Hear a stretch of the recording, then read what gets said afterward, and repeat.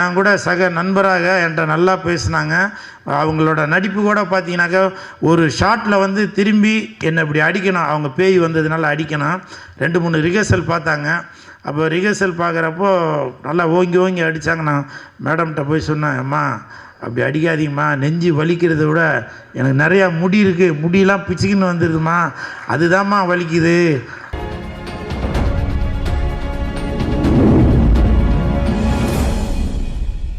Thank you so மச்ண்ணே. And அடுத்து வந்து முக்கியமான ஒரு ஆக்டர் நம்ம கூப்பிட போகிறோம். நம்முடைய ரஜினி கேங் திரைப்படத்தில் ஒரு சூப்பரான ஒரு கேரக்டர் பண்ணிக்கிறாரு. ஸோ அவர் வந்து எப்படி இன்டர்வியூ கொடுக்குறதுனா, அவர் மாதிரி இன்டர்வியூ கொடுத்தா தான் நல்லாயிருக்கும். வெந்து தணிந்தது காடு, கூல் சுரேஷுக்கு வணக்கத்தை போடு அப்படின்னு சொல்லி உங்களுடைய ஒரு பெரிய கைத்தட்டலோடு நம்முடைய கூல் சுரேஷன் அவர்களை அன்புடன் அழைக்கிறோம். கைத்தட்ட ரசிகர்கள் அனைவருக்கும் நன்றி. மேடையில் பேசி கைத்தட்டல் வாங்குகிற அளவுக்கு பெரிய பேச்சாளர் இல்லை. அதனால் பேட்டா பேட்டி ப்ளீஸ் கொஞ்சம் கை தட்டிடுங்க. தேங்க்யூ. இந்த ரஜினி கேங் இந்த படத்தில் நான் செகண்ட் ஹீரோ அப்படி தான் டைரக்டர் சொல்லி என்னை கமிட் பண்ணார். ஸோ டைரக்டர் ரமேஷ் பாரதி சாருக்கு என் மனமார்ந்த நன்றி.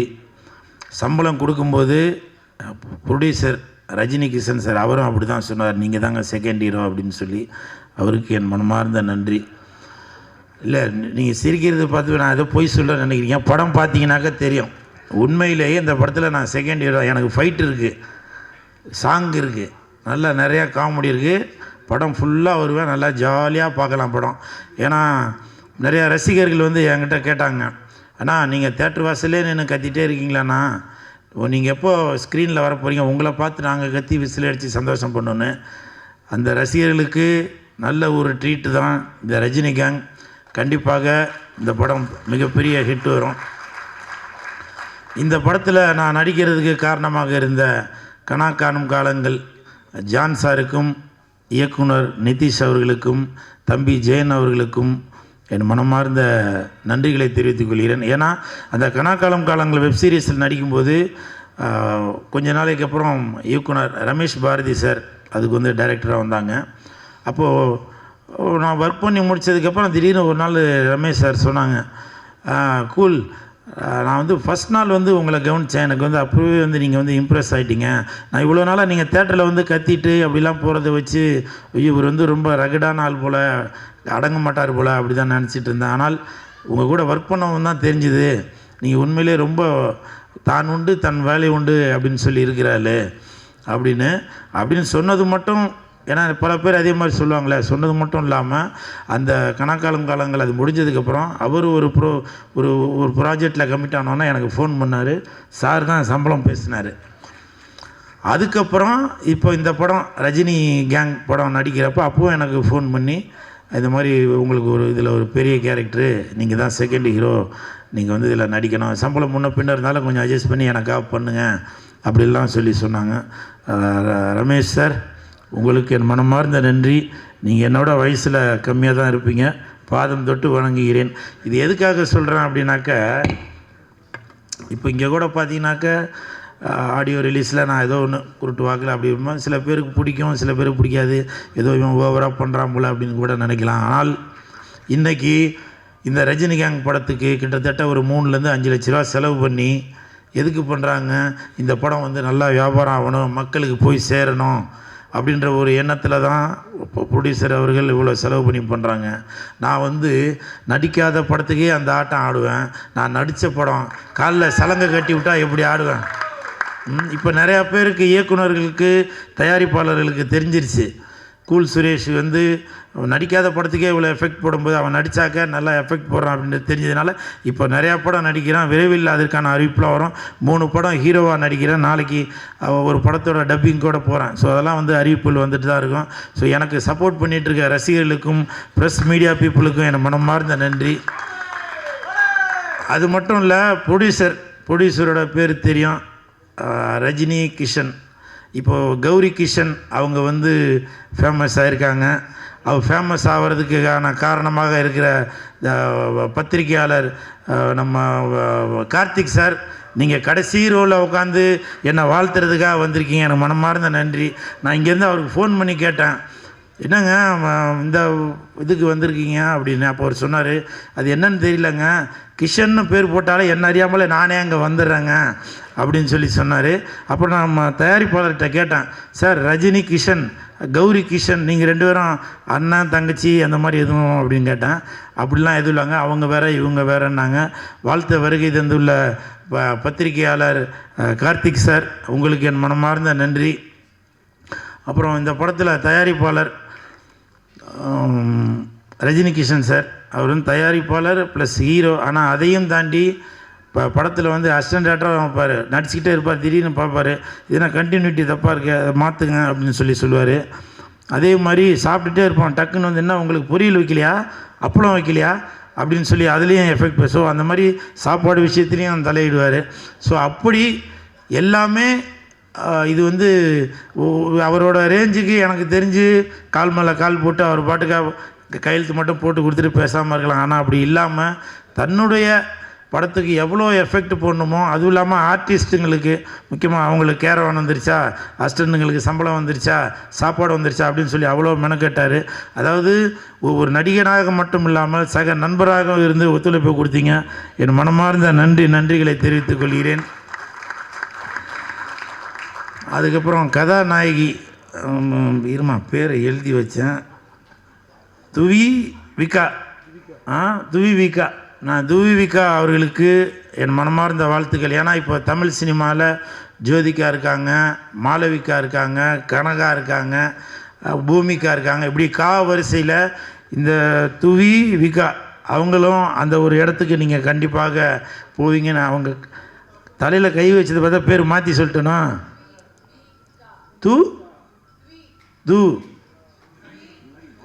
துவி விகா அந்த துவி விகா அவர்களுக்கு என் மனமார்ந்த வாழ்த்துக்கள். இப்போ கூட பாருங்கள், நான் தமிழன், அவங்க வந்து மலையாளி.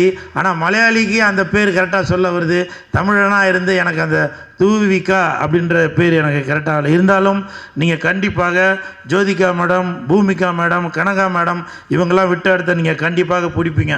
சரிங்களா? மனமார்ந்த வாழ்த்துக்கள். அது மட்டும் இல்லை, படம் நடிக்கும்போது எனக்கு நல்லா கோஆப்ரேட் பண்ணாங்க, அதுக்கு மனமார்ந்த நன்றி. ஏன்னா நிறைய இடத்துல வந்து நான் அவ்வளோவா பெண்கள்கிட்ட போய் பேச மாட்டேன், நான் உண்டு என் வேலை ஒன்றா இருப்பேன். இயக்குனருக்கு தெரியும், உண்மைதான்ப்பா, டைரக்டர் ப்ரொடியூசரை கேட்டால் தெரியும். ஆனால் என் கூட சக நண்பராக என்கிட்ட நல்லா பேசினாங்க. அவங்களோட நடிப்பு கூட பார்த்தீங்கன்னாக்கா ஒரு ஷாட்டில் வந்து திரும்பி என்னை இப்படி அடிக்கணும், அவங்க பேய் வந்ததுனால அடிக்கணும். 2-3 ரிஹர்சல் பார்த்தாங்க. அப்போ ரிஹர்சல் பார்க்குறப்போ நல்லா ஓங்கி அடித்தாங்க. நான் மேடம்கிட்ட போய் சொன்னேன், அம்மா அப்படி அடிக்காதீங்கம்மா, நெஞ்சு வலிக்கிறத விட எனக்கு நிறையா முடி இருக்குது, முடியெல்லாம் பிச்சுக்கின்னு வந்துடுதுமா, அதுதான்மா வலிக்குது அப்படின்னு சொன்னேன். சரி சார், நான் இனிமேட்டு மெதுவாகவே அடிக்கிறேன் அப்படின்னா. டேரக்டர் ஆக்ஷன் சொன்னோன்னா கொப்ப மோளை ஓங்கி ஒரே அடி, இந்த செயின்லாம் பிச்சுக்கின்னு போயிடுச்சு. உண்மையிலே அப்போ அசிஸ்டண்ட்லாம் போய் தேடணும் அந்த செயினை, அப்புறம் மறுபடியும் தேடி எடுத்தாச்சு. அந்த அளவுக்கு ஒர்க்கு மேலே ஒரு கான்ஃபிடெண்ட்டாக நல்லா அது கரெக்டாக வரணும் அப்படின்னு சொல்லி உங்களோட ஒர்க்கு நான் வந்து ரொம்ப பாராட்டுறேன். உங்களுக்கு ஞாபகம் இருக்குங்கள? அதுக்கப்புறம் அடுத்த ஷார்ட்டு மறுநாள் கண்டினியூட்டி இருந்துச்சு. அப்புறம் போய் இங்கெல்லாம் சேவிங் பண்ணிட்டு தான் வந்து நடித்தேன். அப்புறம் நான் சும்மா இது ஒரு காமெடிக்காக ஏதோ சொல்கிறேன் அப்படின்னு சொல்லி, உண்மையிலேயே என் ஹஸ்பண்டுக்கு தெரியும், அவன் தான் ட்ரிம்மரை வச்சு சேவ் பண்ணி விட்டான். ஸோ அந்தளவுக்கு நான் வந்து எஃபெக்ட் போட்டு அந்த அம்மா கூட பயந்து போய் இதில் நான் நடித்தேன். அது பார்க்குறவங்களுக்கு காமெடியாக கூட தெரியல, ஆனால் சீரியஸ் இது நடந்தது. ஸோ இவங்களுக்கு என் மனமார்ந்த வாழ்த்துக்கள். இந்த படத்தில் ஹீரோயின் அவர்கள், hero, second hero cool Suresh, இவங்களை தவிர 3ஆவதாக ஒரு ஹீரோ ஒருத்தர் இருக்கார். அது யாருனாக்கா நாய். இதில் ஃபோட்டோவில் போட காணும். அவங்க அந்த ஹீரோவையும் இந்த ஹீரோவையும் தவிர அந்த நாய் கூட தான் ரொம்ப நேரம் அவங்க டைம் ஸ்பெண்ட் பண்ணது. எனக்கு தெரிஞ்சு சாப்பிட்டது கூட அவங்க 2 பேரும் ஒன்றா தான் உட்காந்து காரில் சாப்பிட்டாங்கன்னு நினைக்கிறேன். நான் பார்த்தேன் அந்த நைட் எஃபெக்ட் சீனெல்லாம் சாப்பிட்டாங்க. ஸோ அந்த அளவுக்கு இந்த படத்தில் வந்து பேய் மட்டும் நடிக்கலை, நாயும் நடிச்சிருக்கு, நன்றி உள்ள நாயும் நடிச்சிருக்கு. ஸோ இந்த படத்தை வந்து பாருங்கள், என்ஜாய் பண்ணுவீங்க. அப்புறம் இந்த படத்துக்கு பக்க துணையாக இருந்த மேனேஜர் சந்துரு சார், அவங்க வந்து எங்களால் ப்ரொடியூசர்கிட்டையும் டைரக்டர்கிட்டையும் மொத்த செட்டு வேலை செய்கிறவங்களால் எந்த பிரச்சனை வந்தாலும் சந்துரு சார், அவரோட அசிஸ்டன்ட் சீனு சார் எல்லாருமே எவ்வளோ திட்டு வாங்கி ஹெல்ப் பண்ணாங்க. சந்துரு சார் நீங்கள் வந்திருக்கீங்களா என்னன்னு தெரியல, சீனு சார் வந்திருக்கீங்களா என்னன்னு தெரியல, மனமார்ந்த நன்றி. அப்புறம் அசிஸ்டன்ட் டைரக்டர்ஸ், அதில் வந்து நம்ம ரஜினி கிஷன், அவர்களுடைய மகன் சின்மய் அவர்களும் ரொம்ப பொறுப்போடு அக்கறையோடு இருந்தாங்க. அவருக்கும் மனமார்ந்த வாழ்த்துக்கள். வைரா, சுந்தரமாணிக்கம், ராகுல், பிரபு, காஸ்டியூம் பார்த்த பிரபு, ஏன்னா இது கூட ஞாபகம் இருக்குமானதில்லை, இது கூட இவங்க கம்பெனிலேருந்து திருடுனது தான், அது ஞாபகம் இருக்குமானதில்லை. அன்றைக்கி கண்டினியூட்டி அதோட இப்போ வரைக்கும் கையில் போட்டுட்ருக்கேன். ஒரு வைராகியம்தான். இந்த படம் மிகப்பெரிய வெற்றி அடையும். இதே மாதிரி தங்கத்தில் வந்து நம்ம ரஜினி கிஷன் சார் எனக்கு ஒன்று வாங்கி தருவார் அப்படின்ற ஒரு வைராகியத்தில் இருக்கேன். நான் கண்டிப்பாக சூப்பர் ஹிட்டு சார், கண்டிப்பாக ஹிட்டு. நீங்கள் வாங்கி தராட்டி உங்களுக்கு நான் வாங்கி தருவேன் அடுத்த படத்தில் என்னை நீங்கள் ஹீரோ ஆக்கும்போது. சரிங்களா? உங்களுக்கு என் மனமார்ந்த வாழ்த்துக்களையும் நன்றிகளையும் தெரிவித்துக் கொள்கிறேன். எல்லாத்தையும் பேர் படிச்சு. அப்புறம் டைரக்டர் சார், அவங்கள பற்றி சொல்லி ஆகணும்.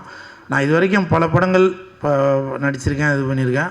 இந்த படம் 13 நாளில் பேசுகிற மாதிரியே ஒரு டேட்டு கூட மாறாமல் 13 நாளில் படத்தை முடிச்சிட்டாரு. நடுவில் மழை வந்ததுனால ஒரு 2 நாள் எக்ஸ்டன் ஆச்சு. அது கூட எதுக்குனாக்கா இந்த பேட்ச் ஒர்க்காக தான் எக்ஸ்டன் ஆச்சு. என்னை பொறுத்த வரைக்கும் இதுக்கு முன்னாடி Ramanarayanan sir, director P Vasu sir, அவங்க தான் போட்ட ஷெட்யூலில் கரெக்டாக 13 நாளில் 15 நாளில் முடிப்பாங்க. அப்படி ஒரு திறமையான இயக்குனர். அதற்கு காரணம் ப்ரொடியூசரோட வழியை தெரிந்து நம்ம வந்து ஒரு நிமிஷத்தை கூட வேஸ்ட்டு பண்ணக்கூடாது அப்படின்னு மதியானம் 2 மணி வச்சு மறுநாள் காலையில் 6 மணி வரைக்கும் கூட எடுப்பார். நான் நிறையா ஷாட்டில் தூங்கிட்டே கூட நடித்தேன். அதெல்லாம் சார் வந்து பார்த்து ரசித்தார். அப்படி ஒரு அருமையான இயக்குனர். உண்மையிலேயே இந்த இயக்குநர்களிடம் வேலை பார்க்குற அசிஸ்டன்ட் டைரக்டர்ஸ் நீங்களாம் கண்டிப்பாக ஒரு பெரிய இடத்துக்கு வருவீங்க. நீங்களாம் வந்திருக்கீங்களான்னு தெரியல. சாரை ஃபாலோ பண்ணுங்கள். கண்டிப்பாக வந்திருக்கீங்களா? உங்களுக்கு என் மனமார்ந்த வாழ்த்துக்கள். பக்க துணையாக இருந்த தொண்டன் பாலா அவர்களுக்கு மனமார்ந்த நன்றி. வாழ்த்த வருகை தந்துள்ள திருமலை சாருக்கும் மனமார்ந்த நன்றி. ஏன்னா இன்னமும் அவர் ஒரு துடிப்பான இளைஞர்கள் தான். திருமலை சார்கிட்ட நான் வந்தவொடனே நான் அவர்கிட்ட பேசும்போது சொன்னேன், கூலு நம்ம 2 பேருக்கு ஒரு ஒற்றுமை இருக்குது பார்த்தியா அப்படின்னு. என்ன சார் அப்படின்னா, நானும் வெள்ளை கலர் ஷூ போட்டிருக்கேன், நீயும் வெள்ளை கலர் ஷூ போட்டிருக்க அப்படின்னு சொன்னார். உங்களுக்கு என் மனமார்ந்த வாழ்த்துக்கள். அப்புறம் ஒருத்தர் சொன்னார், நீங்கள் இப்போ உங்கள் இந்த காஸ்டியூமில் வந்து புரட்சித் தலைவர் எம்ஜிஆர் ஐயா மாதிரி இருக்கீங்க அப்படின்னு. அவரோட இடத்தை யாருமே பிடிக்க முடியாதுங்க. புரட்சித் தலைவரோட மறு உருவம் வேணால் இந்த லெஜண்ட் ஐயா அவர்களை வேணால் சொல்லலாம். அவர் கூட முன்னப்பின்னா அவரை மாதிரி கூட காஸ்டியூம் போட்டுருக்காரு. ஆனால் புரட்சித் தலைவரோட இடத்த நான்லாம் துளி அளவும் வந்து அது வந்து இடம் பிடிக்கவே முடியாது. அப்புறம் முனிஷ்காந்த் சார், நான் வந்து ஒரு 20 வருஷத்துக்கு முன்னாடி தான் ஒன்றா சேர்ந்து நடித்தோம். ரொம்ப நாளைக்கு அப்புறம் 20 வருஷத்துக்கு அப்புறம் இன்றைக்கி அவர் கூட சேர்ந்து நடித்ததில் ரொம்ப சந்தோஷப்படுறேன். ஆண்டனி சார், உங்களுக்கு மனமார்ந்த நன்றி. ஏன்னா நீங்கள் பாட்டு பாடுறது மட்டும் இல்லை, பேசுகிறது கூட அது ஒரு எனர்ஜெட்டிக்காக தான் இருக்கும். உங்களுக்கு மனமார்ந்த நன்றிகளை தெரிவித்துக்கிறோம். படத்துக்கு பக்கத்துணையாக இருக்கிற மாலிக் சார், உங்களுக்கும் நன்றி. வந்திருக்காரா? உங்களுக்கும் நன்றி. அப்புறம் கோப்ரா தம்பி, என்னை விட்டுட்டு எல்லாருக்கும் எதோ கிஃப்ட்டு கொடுத்துருக்க. உன்னை பற்றி நிறையா எழுதலாம் தான் பேரை அழிச்சிட்டேன். நீ அடுத்து என்ன கிஃப்ட்டு தெரியும், நான் அப்போ தான் பேசுவேன். சரிங்களா? போதும்னு நினைக்கிறேன்.